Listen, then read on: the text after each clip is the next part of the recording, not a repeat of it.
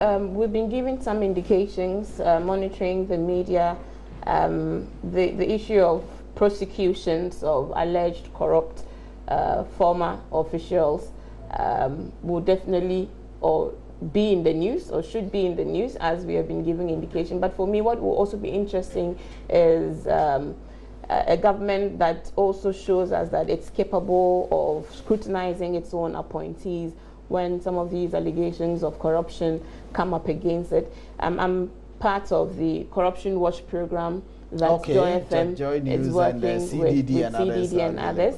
And it is real that we as a nation must expose corruption when we see it, however we see it, in ways that we think will draw attention to it. Sometimes we cannot wait for, because perception of corruption is as real as corruption itself. Because if you're acting in ways that looks like you're being corrupt and shortchanging the masses, then you should be exposed. We must rally ourselves behind the action, and we must expect institutions mandated to deal with some of these things to take the necessary action. But in all of this, I'm looking for a year of progress. I'm looking for a year that would allow me to feel the progress in my pocket, to, like a precarious says, to eat what I like, to be merry and be happy. Amazing. So let's hope that the nation delivers. What are your expectations for the news year 2018? Unfortunately, Malik, you put a lot of issues that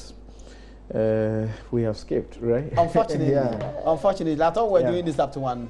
Right, a lot of issues that we have skipped, and you got me sitting up and preparing for quite a good number sadly, we couldn't do your Europa. And those that Ghanaians living abroad can now vote. Biased. Now, I believe that you know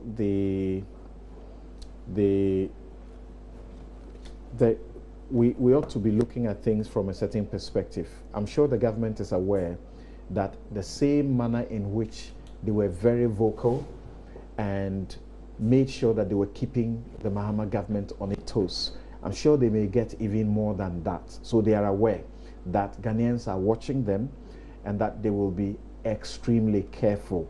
So far, some of the stories that have come up about wrongdoing, inappropriate, conduct, and issues of allegations of corrupt acts do not give a good signal. Yes, they are trying to react to some of them and give indication that they are all phony. They are not true. But you know what? It doesn't work that way. They know that perception is very important in the politics, and that even some of the issues that they majored on in their campaigns were only issues of perception. They were not real. There were no evidence of some of those things. And yet they harped on them. They harped on them so well, and it won them a lot of... So they can't wish away similar claims against them. So they ought to be doing right by Ghanaians, and they ought to know that when they do wrong, we will come at them. Ghanaians now have been even better emboldened not to be spectators, but to be citizens. Amazing. On that note, I have to say a very, very big thank you to Samson Ladi Anyanini. He is host of News File